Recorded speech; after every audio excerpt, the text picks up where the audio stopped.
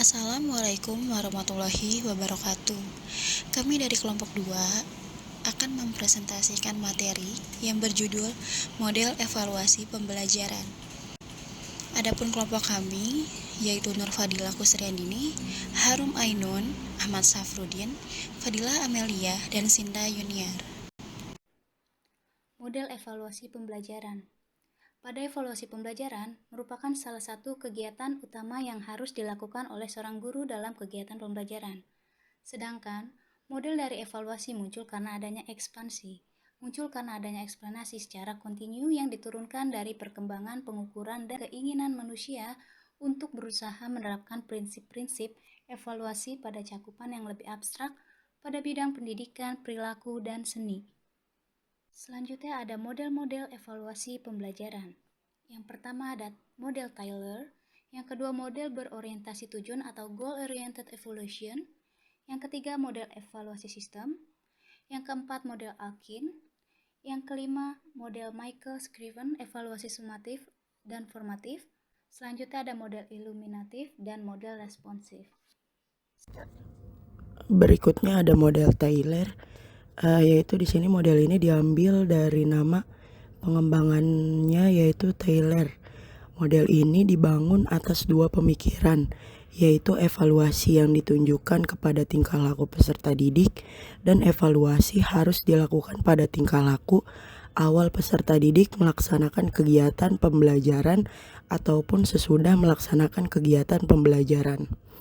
Lalu di sini ada prinsip-prinsip model Taylor. Yang pertama ada menentukan tujuan kurikulum yang akan dievaluasi. Lalu yang kedua ada menentukan situasi di mana peserta didik mendapatkan kesempatan untuk memperlihatkan tingkah laku yang berhubungan dengan tujuan. Lalu yang terakhir ada menentukan alat evaluasi yang akan digunakan untuk mengukur tingkah laku peserta didik. Selanjutnya ada model berorientasi tujuan. Di sini model berorientasi tujuan adalah pendekatan evaluasi yang berfokus pada sejauh mana tujuan pembelajaran yang telah ditetapkan sebelumnya tercapai. Model ini menekankan pentingnya merumuskan tujuan yang jelas dan terukur sebagai dasar untuk menilai keberhasilan program atau kegiatan. Lalu dengan model ini dapat membantu menjelaskan rencana pelaksanaan pembelajaran dengan proses pencapaian tujuan. Instrumen yang digunakan bergantung kepada tujuan yang ingin diukur. Hasil evaluasi akan menggambarkan tingkat keberhasilan tujuan program pembelajaran berdasarkan kriteria program khusus. Kelebihan model ini terletak pada hubungan antara tujuan dengan kegiatan dan menekankan pada peserta didik sebagai aspek penting dalam program pembelajaran. Kekurangannya adalah memungkinkan terjadinya proses evaluasi melebihi konsekuensi yang tidak diharapkan. Evaluasi sistem. Model evaluasi sistem adalah pendekatan evaluasi yang memandang proses pembelajaran sebagai sebuah sistem yang terdiri dari berbagai komponen yang saling berinteraksi. Model ini menekankan pada satu evaluasi menyeluruh terhadap seluruh aspek sistem pembelajaran, tidak hanya fokus pada akhir. Yang pertama, menekankan pentingnya sistem sebagai suatu keseluruhan yang dijadikan objek penilaian tanpa membatasi pada aspek hasil yang dicapai saja. Yang kedua, perbandingan antara performance dan kriteria merupakan salah satu inti yang penting. Yang ketiga, kegiatan penilaian tidak hanya berakhir pada suatu deskripsi tentang keadaan dari sistem yang telah dinilainya, melainkan harus sampai pada suatu judgement mengenai baik buruknya dan efektif tidaknya sistem pendidikan tersebut. Yang keempat, informasi yang diperoleh dari hasil penilaian berfungsi sebagai bahan atau input bagi pengambilan keputusan mengenai sistem yang bersangkutan. Yang kelima, hasil penilaian digunakan sebagai bahan atau input bagi pengambilan keputusan dalam rangka penyempurnaan sistem maupun penyimpulan mengenai kebaikan sistem yang bersangkutan secara menyeluruh. Selanjutnya ada model Alkin. Model Alkin ini sedikit unik karena selalu memasukkan unsur pendekatan ekonomi mikro dalam pekerjaan evaluasi. Pendekatan yang digunakan disebut Alkin dengan pendekatan sistem.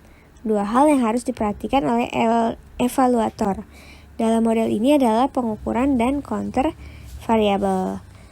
Adapun komponen dari model Alkin yaitu terbagi menjadi 3. Yang pertama ada komponen masukan, yang kedua ada komponen proses yang dinamakan dengan istilah perantara atau mediasi. Yang ketiga ada komponen keluaran atau hasil. Selanjutnya, Alkin juga mengenal sistem internal yang merupakan interaksi antar komponen yang langsung berhubungan dengan pendidikan dan sistem eksternal yang mempunyai pengaruh dan dipengaruhi oleh pendidikan. Model Alkin dikembangkan berdasarkan 4 asumsi. Apabila keempat asumsi ini sudah dipenuhi, maka model Alkin dapat digunakan. Adapun keempat asumsi itu yaitu diantaranya yang pertama ada variabel perantara adalah satu-satunya variabel yang dapat dimanipulasi. Yang kedua ada sistem luas tidak langsung dipengaruhi oleh keluaran sistem atau persekolahan. Yang ketiga ada para pengambil keputusan sekolah tidak memiliki kontrol mengenai pengaruh yang diberikan sistem luar terhadap sekolah. Yang keempat ada faktor masukan mempengaruhi aktivitas faktor perantara dan pada gilirannya faktor perantara berpengaruh terhadap faktor keluaran.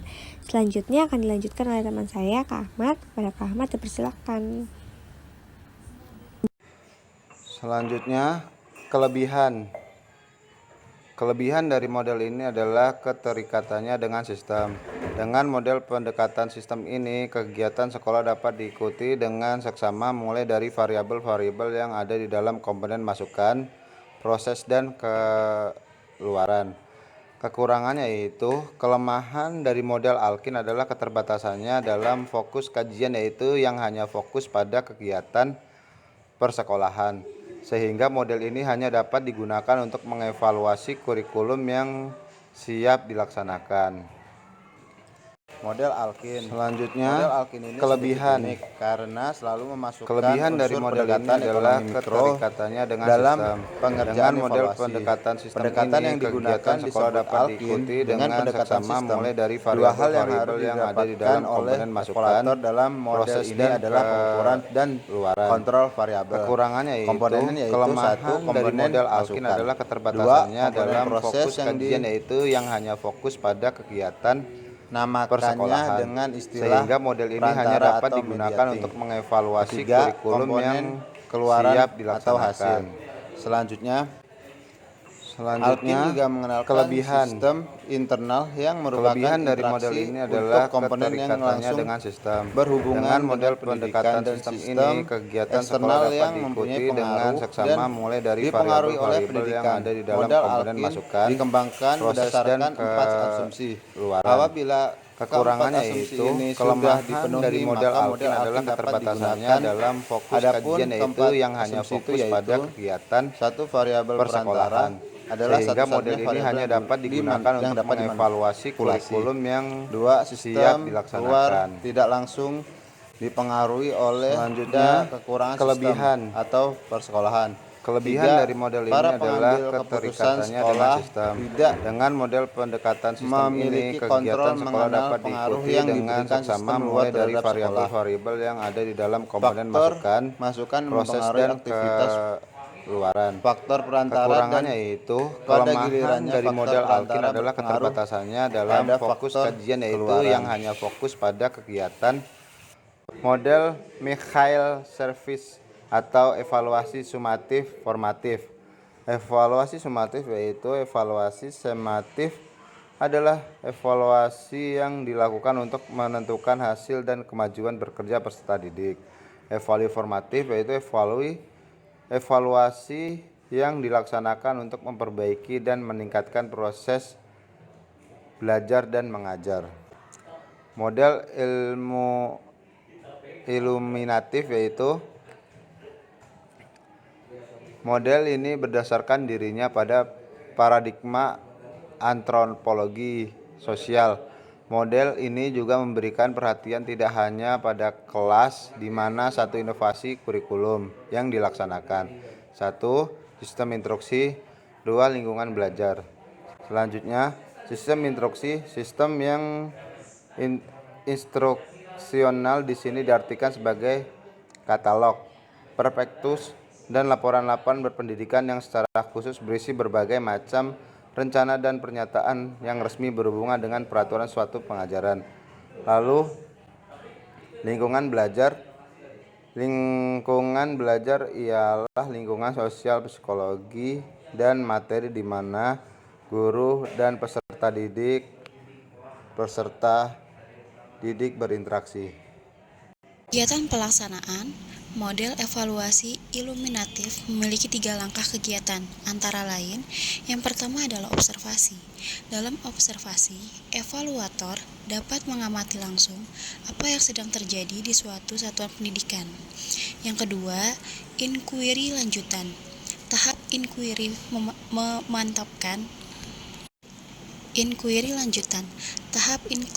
memantapkan isu, kecenderungan, serta persoalan-persoalan yang ada, sampai suatu titik di mana evaluator menarik kesimpulan bahwa tidak ada lagi persoalan baru yang muncul.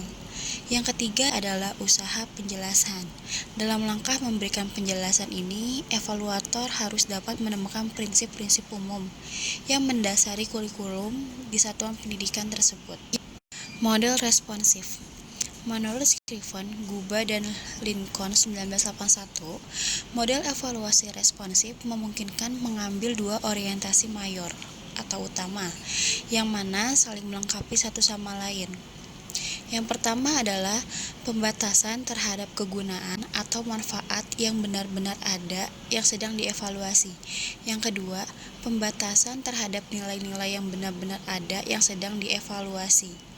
Jadi, model responsif sangat menekan terutama pada kedudukan-kedudukan, pertanyaan-pertanyaan, dan masalah-masalah yang ditemui oleh perhatian para pendengar dan berbeda oleh di bawah program evaluasi.